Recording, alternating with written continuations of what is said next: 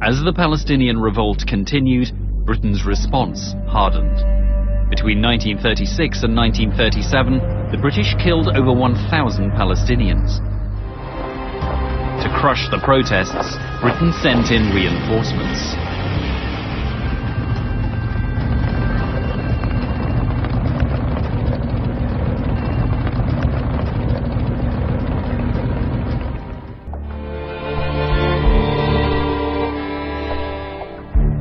British troops spared no effort in seeking to disarm the Palestinians. This included widespread searches for weapons.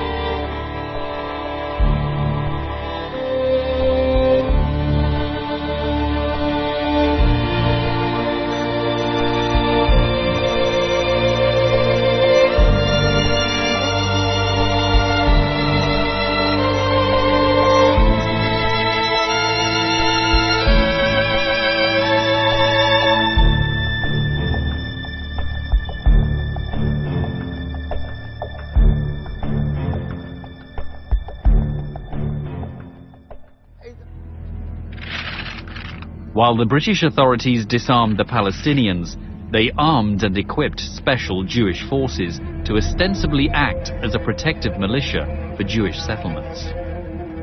Half of the Palestinians who became refugees were already expelled from their houses by May 1948. So I could say that out of the 530 Palestinian villages that were destroyed in the 1948 Nakba, half of these villages were already demolished by the 15th of May.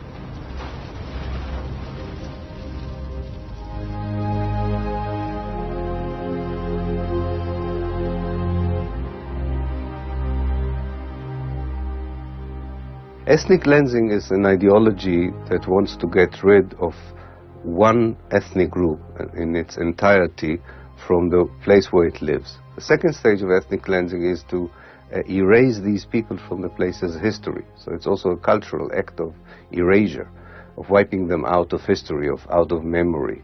And the third stage is to make sure that they will never come back. Nakba.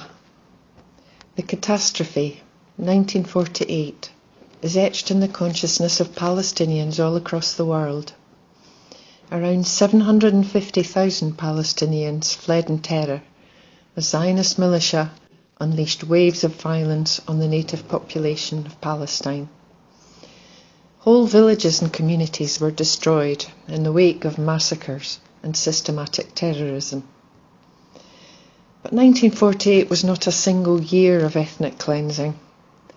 Whilst the years between 1947 and 1949 saw the mass of the exodus of Palestinians from their homeland and the establishment of the new State of Israel, the ground had been laid for these crimes long before this.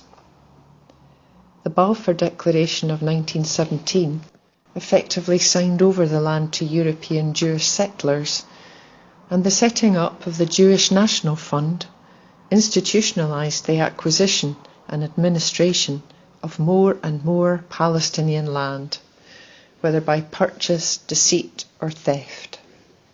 The Zionist project to displace Palestinians and replace them with Jewish settlers began in earnest from that time and continues to this day.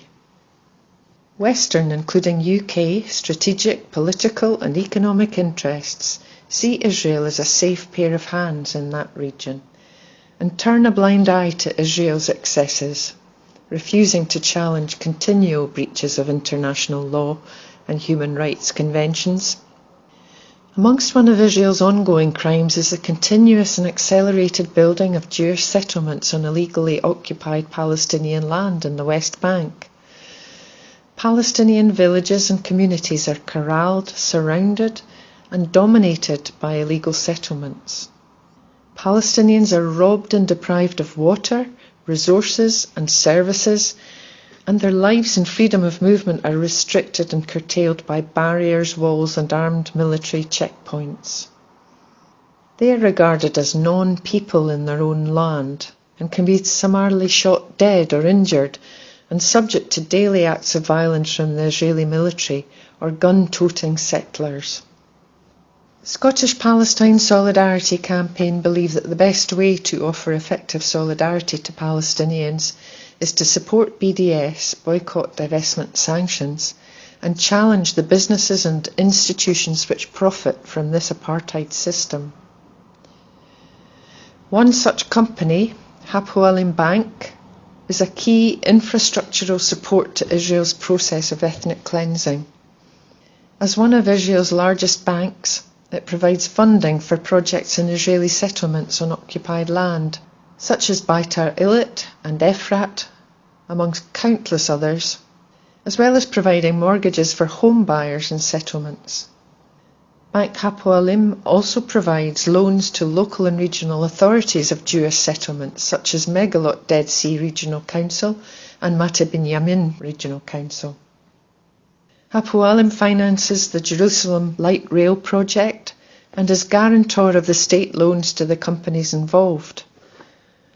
This project is designed to connect settlement neighbourhoods around Jerusalem with the city centre and is of no benefit to Palestinian villages and communities whatsoever. Hapoalim is also financing the project Ascent to the Negev, which will develop a new military city to accommodate tens of thousands of soldiers and create extensive shooting ranges. The Judaization of the Negev threatens to displace around 36,000 Bedouin Arabs. Israel plans to confiscate 260 square kilometres, making it the largest ever land confiscation since 1948. It is clear that Israeli banks cannot act as banks without aiding and abetting the ethnic cleansing of the Palestinian population. This is apartheid in action.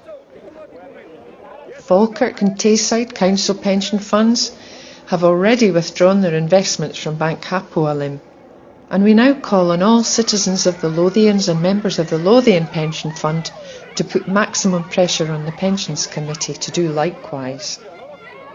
Support us by writing to your councillors, raising support in your union branch or organisation for our Time to Divest campaign, and publicising Lothian Pension Fund's continuing refusal to stop profiting from apartheid. Join us in opposing Israel's crimes.